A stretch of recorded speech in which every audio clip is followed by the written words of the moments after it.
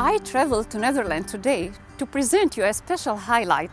I am visiting Theo Jansen, the artist who is behind the strand Beaster. What are the strand Beaster? I am going now to interview Theo Jansen, who will present us his special art of work. Hello Theo. Hello Nancy. How are you today? Very well, thank you. You're very welcome here on meine Hügel. Thank you very much. I am really very happy to be here today to see your art of work, your special art of work, personally live here. You can touch it Yes, and feel it, nice. and I hope you also will emotionally feel it. They can move also. They move and they move on the wind, as you know. And I will explain a little bit about it. Yeah. So shall we go in? Yeah, so Yeah? I am very excited to hear your presentation now about the strand Beaster of yours. Okay, that's wonderful. Yeah, Let's go in. yeah, let's go in. Follow me.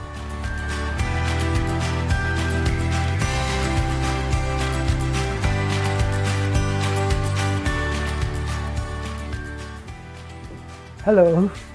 I would like to explain a little bit about my work. So since 1990, I'm very busy making new forms of life. And these forms of life, they should survive on beaches. So these are a kind of animals and they get their energy from their wind. So they don't have to eat, so they don't waste their time looking for food, but they survive on the wind on the beaches. Now, since 1990, there was an evolution process. So the animals are better and better surviving all the circumstances on the beach, like the storms, the wind and the water and the sands. And every spring I bring a new animal to the beach and I do all kind of experiments. And during the summer and the end of the summer, I'm a little bit wiser how these animals should survive on the beach. And then I declare the animal extinct and I start a new animal. So there are generations of animals and they are better and better.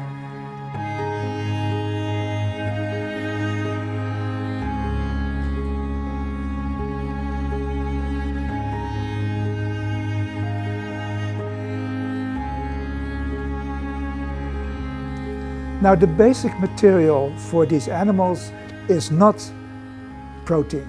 We're all made of protein, so our skin is made of protein, our eyes is made of protein. So you could say that the creator, he restricted himself very much in the choice of his materials, who just used protein to make us. And you wouldn't say that if you put an egg in the skillet and you try to fry it, that this clumsy material is the ultimate construction material for life. But if you have millions of years of time and you try again and again, then, well, the result is not bad, the way we're standing here. And so I try to restrict myself also very much in the choice of my materials. I don't use eiweiß, I don't use protein. I use this. This is a kind of tube we use in Holland for cables in houses. So it's very cheap, it's everywhere. And this material is my eiweiß, you could say. Now you would think that a restriction was also limit the number of possibilities which you have. And I experience it's the other way around. It gives mehr Möglichkeiten. Because one material forces you not to follow your brain. And for instance, I wake up in the morning with ein geniales idea. I go on my bicycle to the beach and I try to realize it. And that's the big advantage of these kind of tubes. You can build a structure very quickly. So this was built in one morning. And you can try things out like this. Now it's working quite well, but it took a few days until the tubes were obeying me. So in fact, while working, the tubes, they start talking to me. And it seems like the tubes, they want to tell me something, as if they know the solution. So you could see this as a real evolutionary process. All my ideas, my geniales ideas, you can see a sort of mutations. And as you know, most mutations, they don't work. And so it's a real evolutionary process. Sometimes a mutation works a little bit and then you can go on with that, just like in a real evolutionary process.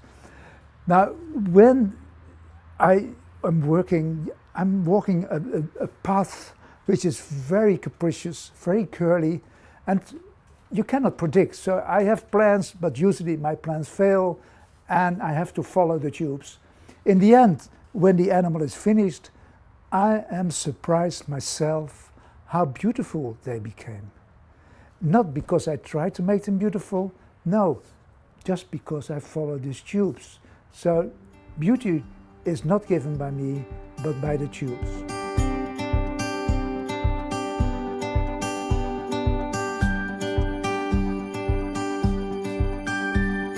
Now we're going to talk about beauty. What makes things beautiful?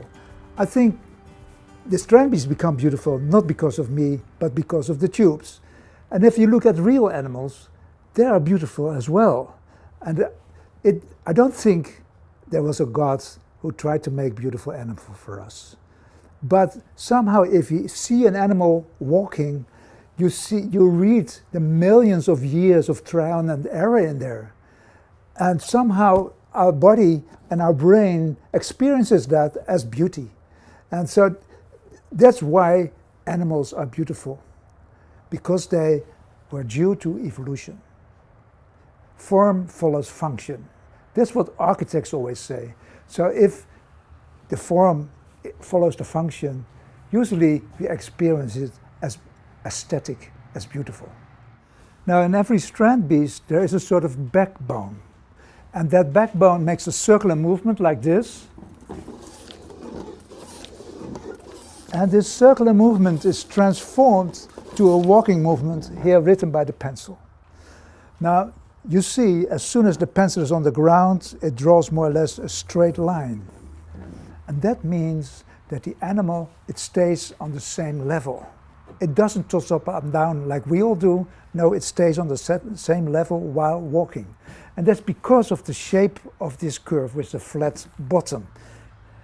The shape of this curve is very much depending on the length of the tubes between the backbone and the pencil. If you have another proportion of length, you get a totally different curve down there. Now, when I started this, I didn't know which proportion of length I needed to get this curve. That's why I wrote a genetic algorithm in an Atari computer in 1990 to get the proportion of lengths. There came out 30 numbers out of that computer after a month, day and night working. And these 13 numbers were the lengths of the tubes. And it's in fact the big secret of the strand beasts. They walk on a proportion of numbers already for years. It's the DNA code.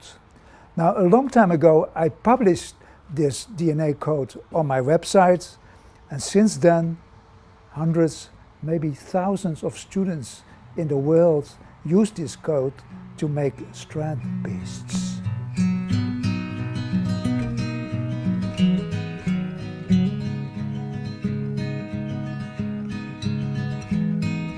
Now we're going to talk about reproduction. The strand beasts, they do reproduce, and they do it already for years. You could see the DNA code which is going over the world and goes to the students to make strand beasts as a sort of virus. It transports itself via computer screens. Coronaviruses can't do that, but strand beast virus does that. It infects the brain of a student, and as soon as the brain is infected, the student cannot do anything else but making strand beasts. So, because another symptom of this disease is that you think you have the illusion that you're happy, that you're having fun making these beasts. Now, that's the strategy of the strand beast to reproduce, and you might think that the strand beast, that this is not a real production because it's handmade by men, but for a change, you should look from the perspective of a strand beast. In their eyes, we are just big piles of protein, big piles of eiweiß. And as soon as their coat goes in there, there comes out a little baby strand beast, like the one here on the table. Now, you see, this animal was made by a guy in Amsterdam called Ad Lagerfeld. And when he gave it to me, he said, this animal is born. It's not assembled, but it's born. Born? Yeah, it turned out to be born in a 3D printer. Now, of course, we all know about 3D printers now, but I didn't know there were 3D printers which can print moving parts, and obviously this printer does this. So this animal is printed in one piece. In one piece.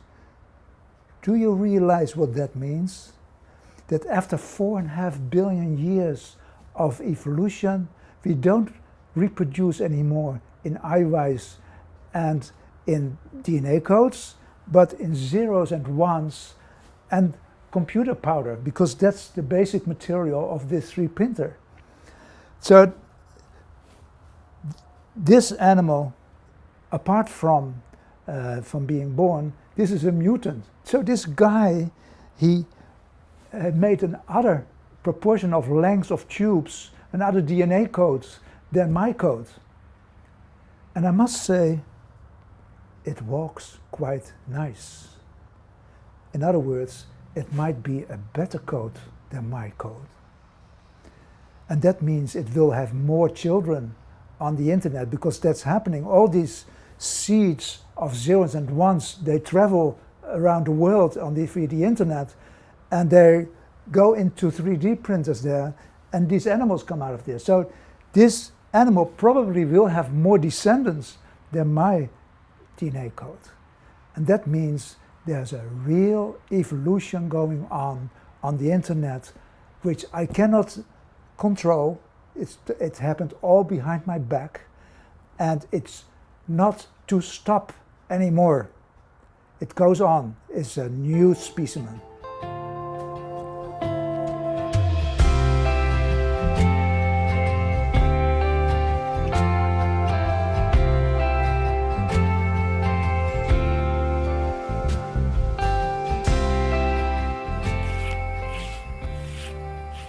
See this? Well, this is in this tube, which is in here, there's a small O-ring at the end, which fits exactly into this tube. So you have a kind of pumper, like a bicycle pumper. Now, you may have seen in the movie in the beginning that there are strand beasts moving their wings in the wind. Now, these pumps are connected with that wing, and they pump, just like a bicycle pump. And they pump air into soda bottles to high pressure. And this high pressure they can use in case that the wind falls away on the beach. They still have a little bit of energy in their, what I call the wind stomach. Those are the PET bottles on the back of the beasts.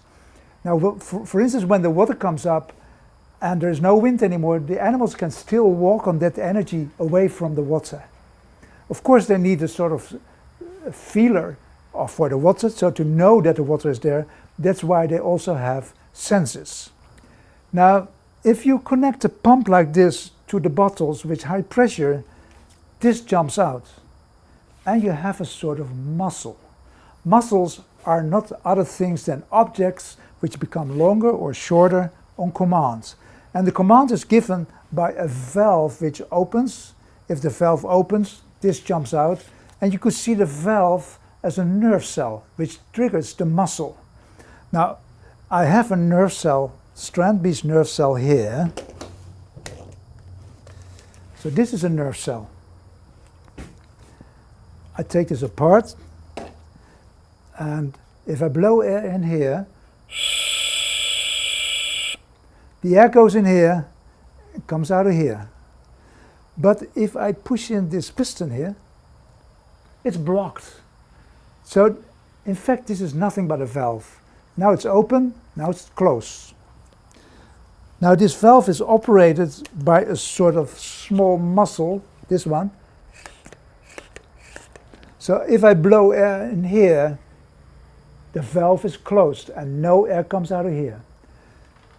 Now if you can see this as the output and this as the input, that means that the output is opposite from the input.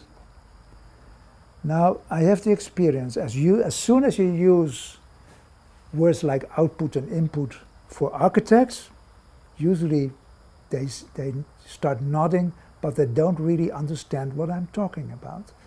That's why I want to be very clear to you. If you see this as a person, and this is the mouth, and this is the ear, the mouth says the opposite from what it hears. If it hears there's air, the mouth says, no, there's no air. And that's why I call this person a liar. This nerve cell is a liar. It says yes when it hears no, and it says no when it hears yes. Now imagine that you are a liar, and Jacco, he is a liar, and I'm a liar. And Jutta, I say to you, yes, you're a liar. You hear yes, what would you say to Jacco? She says no. You can't hear it, but I hear it. She says no. Jacco hears no, and he says to me, yes, thank you, Jacco. Now, I hear yes, and I say no. Now, in this conversation of three liars, I changed my opinion. I started off with yes, and I ended up with no. And that's what you have is an uneven number of liars. You keep changing your opinion. You have a so-called dynamic system. I have three liars here. So this is Jutta, this is Jacco, and this is me. And they are connected with their ears to their mouths. Now let's connect it to pressed air and see what happens.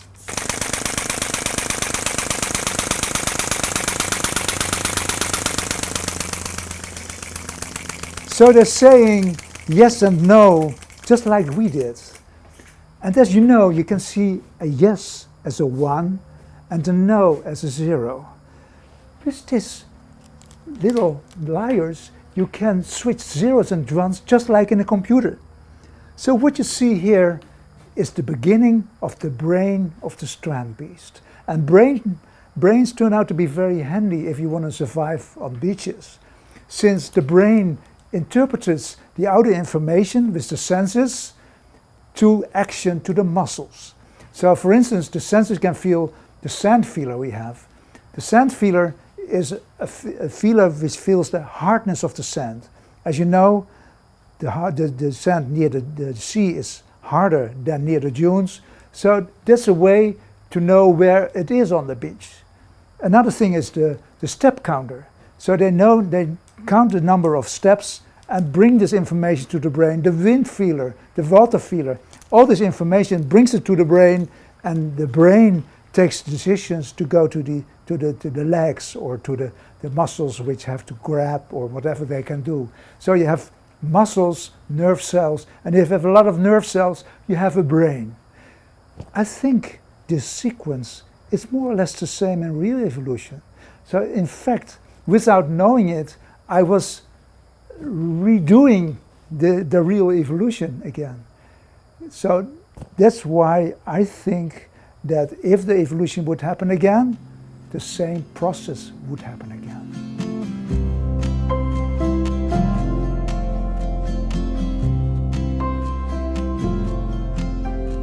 Now, what you see here is the water feeler. The water feeler is very important because the water is so dangerous on the beach. Strand beasts drown very easily. Now this little tube, this flexible tube, is vital for surviving on the beach. It goes over the ground about this height, and it sucks in air all the time. And as soon as it goes into the water, it swallows the water and feels the resistance of the water. And then the animal must do something. Now, right now, we're going to test the water feeler for you. We have the sea here, a glass of water, we have the tube here, and we need an indicator for the water. Normally, when a strand beast walks into the sea, it has to run out again, and as an indicator we use the lyres. So we connect the lyres with the water feeler, and as soon as I put this tube into the water, you should hear the lyres running. Now I hope it's gonna happen. Let's see. First, it sucks air. No, it's like a heartbeat. So now comes the sea, and let's see what happens. It fills the water.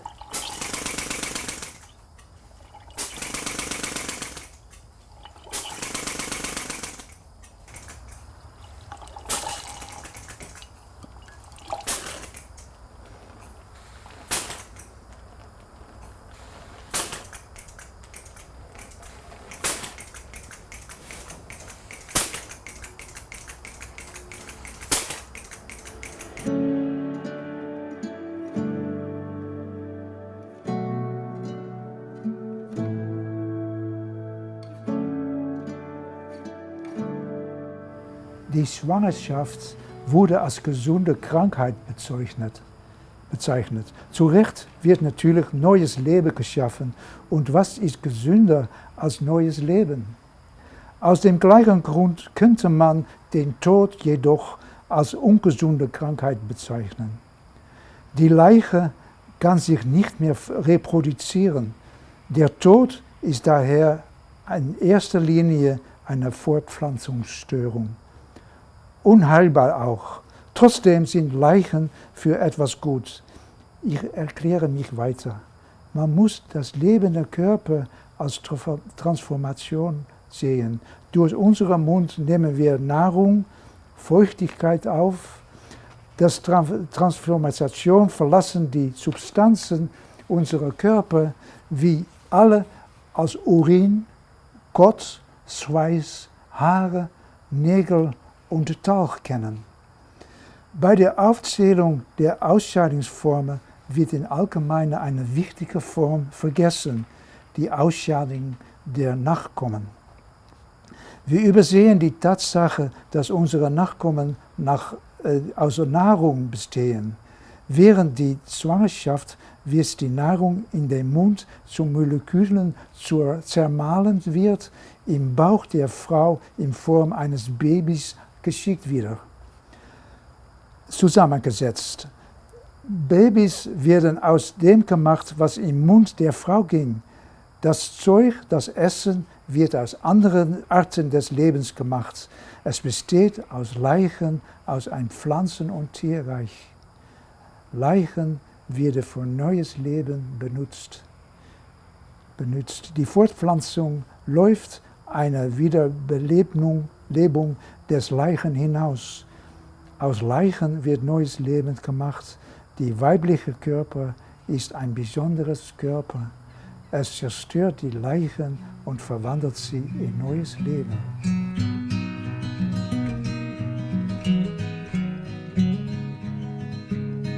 I told you that the muscles are so handy if you want to survive. Because muscles, they can do something on command. And muscles, you can walk with muscles, but you can also beat a pin into the ground with a hammer, for instance, if you have a muscle. If you can screw things in the ground to anchor the beast. You can, for instance, also spread the wings when the wind is nice and gentle and shrink them as soon as the wind becomes too strong.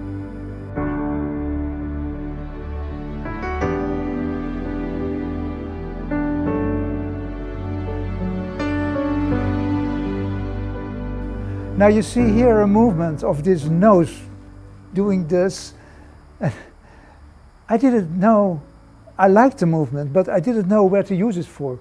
Usually I use this movement for surviving, like grabbing in the ground or anchoring myself.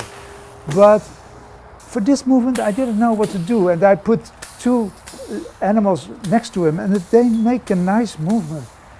And then I realized that these two animals, they seem to seduce each other. And seducing is something basic in evolution, the sexual evolution. Seducing is a sort of power to multiply. Now the strand beasts, they look so cute when they are facing each other with their nose and moving. And in our brain, something turns on, oh, such a cozy, nice and cute animals. So in fact, they infect our brain by being cute. And that's also the way that the strand beast came over the world. They infect people's brains. In fact, they have the same strategy as cats and dogs. Cats and dogs are very cute for us, and we think they're cute for us, but in fact, it's their surviving criteria. They are cute, and that's why we feed them, and that's why cats and dogs multiply so well. So they have a better strategy than a dog in the woods. No, dogs and cats, they survive the best in a human ground. And that's the same way that strand beasts survive best. They are cute, and that's why they survive, especially on YouTube.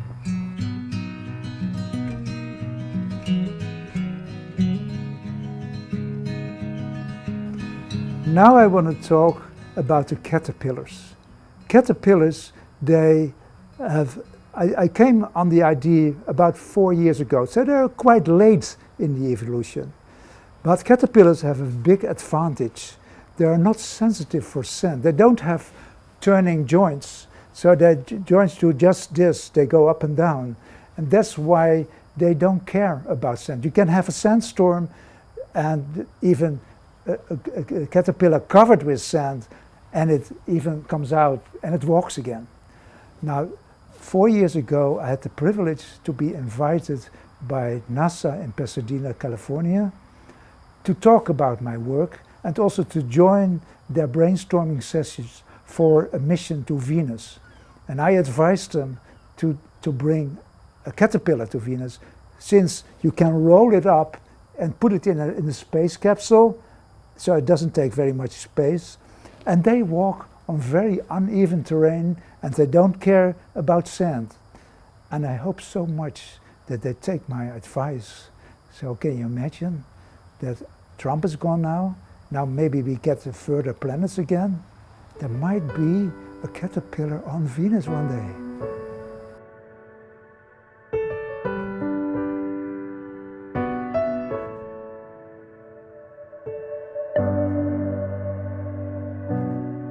Now, as soon as the summer is over, the animals are extinct. So what you see here on the boneyard, it are all extinct animals. But this is only 1/3 of the animals which are extinct traveling over the world. They travel in sea containers, on boats, to countries like Japan, the United States, South America, Australia. They go everywhere. Since YouTube comes everywhere, the strand beasts go everywhere. Now, in these exhibitions, the strand beasts, extinct animals, they can be reanimated. You can pump the wind stomach up with a compressor, and then the extinct animal comes alive for a few minutes. Lots of people come and look at that. And also the people can move animals themselves through the museum. So since about 10 years, the strand beasts travel over the world. And I'm very happy to see that.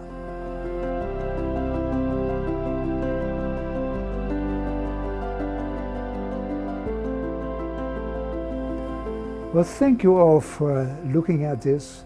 I'm so happy that my words came over all the way. Well, in fact, you're everywhere, you're at home. And hopefully you can follow me in my imagination and join me in my dreams. And I wish you lots of success in your work. And hopefully next time we're gonna see each other live and we can shake hands. Theo, thank you very much for your inspired presentation. I will now think more about evolution. I That's look good. forward to welcome you very soon in our campus in Melle. That's wonderful.